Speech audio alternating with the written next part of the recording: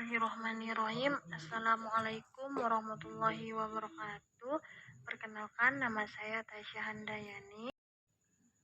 Baik, di sini saya akan menjelaskan mengenai pemberangkatan perjalanan ibadah haji dan umroh.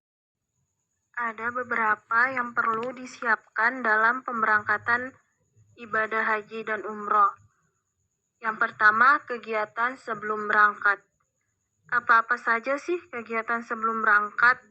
Yaitu yang pertama, menjaga kondisi kesehatan tubuh dengan mengkonsumsi makanan bergizi.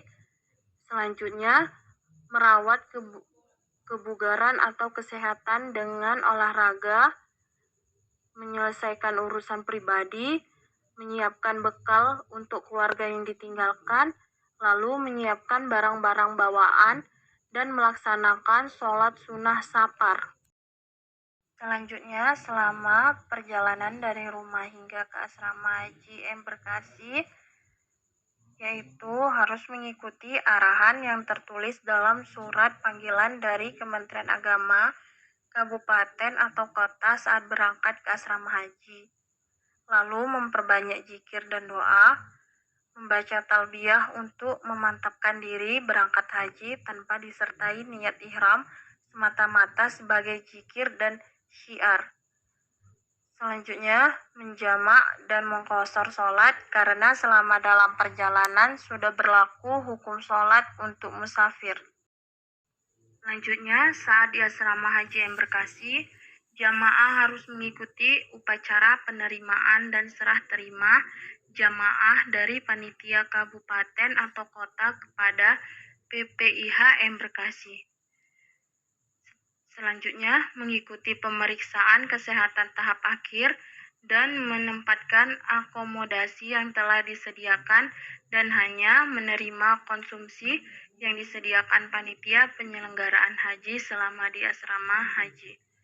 Selama tinggal di asrama haji Embarkasi, setiap jamaah diwajibkan menempati kamar yang telah disediakan, mengkonsumsi catering yang telah disediakan PPIH Embarkasi, mengikuti pendalaman manasik haji, menerima paspor, visa, living, gelang identitas, dan living cost sebesar 1.500 rial Saudi, mengecek kelengkapan dan kesesuaian dokumen, menjaga barang berharga seperti uang, handphone, emas, dan dokumen, menjaga kebersihan dan ketertiban diri dan lingkungan, dan menerapkan sikap toleran, saling membantu kepada sesama, dan sabar jika mendapatkan sesuatu yang kurang berkenan. Setelah berangkat menuju Bandara Embarkasi, jamaah menaiki bus dengan tertib dan teratur sesuai dengan regu dan rombongan, memperhatikan tas tentengan dan tas paspor agar tidak sampai ketinggalan, dan membaca doa untuk mengaminkan doa pembimbing ibadah saat berangkat menuju bandara.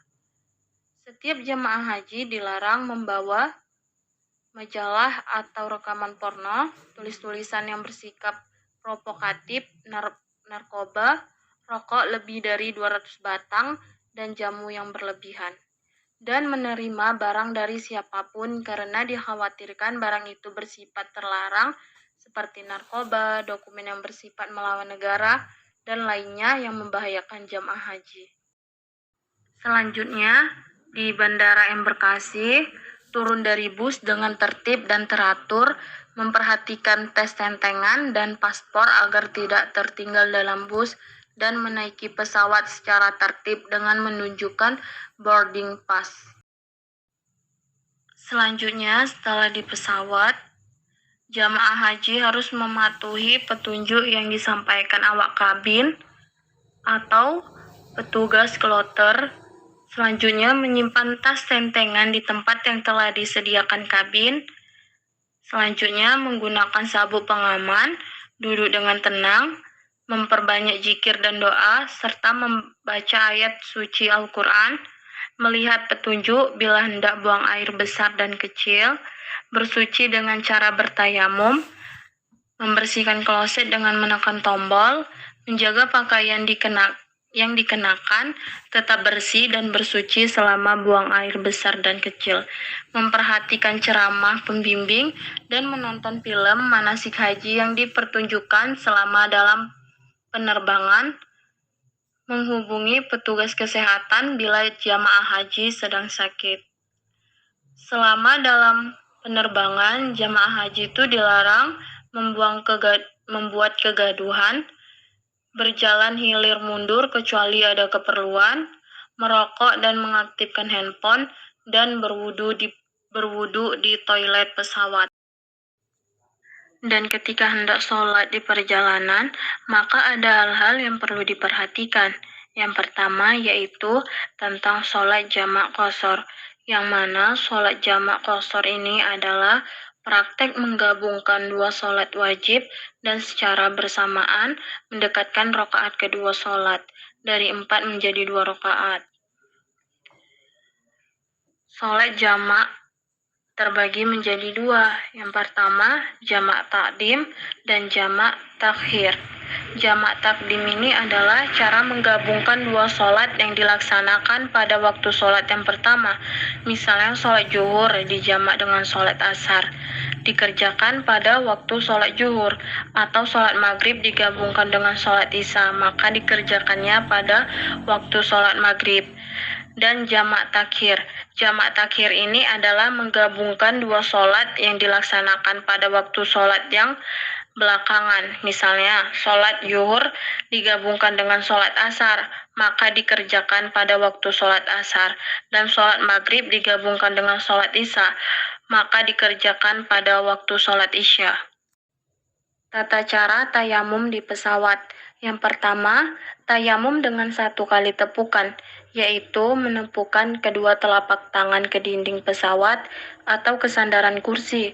Lalu kedua telapak tangan diusapkan ke muka, langsung diusapkan ke dua tangan mulai dari ujung jari sampai ke pergelangan tangan secara merata dan tidak terputus antara usapan muka dengan usapan kedua tangan. Yang kedua, tayamum dengan 2 kali tepukan, yaitu menepukkan kedua telapak tangan ke dinding pesawat atau sandaran kursi. Lalu kedua telapak tangan disapukan ke muka, kemudian tangan ditepukkan kembali ke tempat yang lain dari tepukan pertama, lalu mengusapkan kedua telapak tangan kepada kedua tangan dari ujung jari sampai siku atau luar dan dalam. Sekian yang dapat saya sampaikan. Semoga bermanfaat. Thank you for watching. Assalamualaikum warahmatullahi wabarakatuh.